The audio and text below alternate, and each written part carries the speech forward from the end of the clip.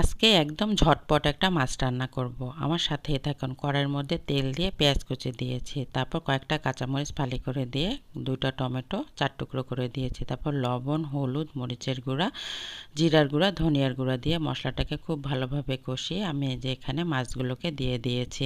আমি কিন্তু আজকে রুই মাছ রান্না করেছি। আর যেদিন বাজার থেকে মাছ নিয়ে আসে সেদিন কিন্তু আমি এভাবে মাছটাকে রান্না করি। এই তাজা মাছটা এভাবে রান্না করলে খেতে কিন্তু বেশ ভালো লাগে, এর স্বাদটাই অন্যরকম। তারপরেই তো মশলার সাথে খুব ভালোভাবে কষানো হলে আমি এখানে আর একটু সামান্য পানি দিয়ে ধনেপাতা দিয়ে দিয়েছি, তারপর ঢাকনা দিয়ে ঢেকে চুলার জালটা বন্ধ করে চুলার মধ্যে বসিয়ে রেখেছি। আর তাতেই কিন্তু আমার মাছ রান্না শেষ হয়ে গিয়েছে। এই মাছ রান্নাটা কিন্তু খুব ঝটপট করা যায়, একদম 5 মিনিটের মধ্যে এই মাছ রান্নাটা করা যায়। অনেকেই আছেন যারা সময়ের অভাবে রান্না করতে পারেন না, কিন্তু এভাবে যদি মাছটা রেডি থাকে আপনারা একদম ঝটপট আমার মতো করে মাছ রান্না করে নেবেন। আল্লাহ হাফেজ।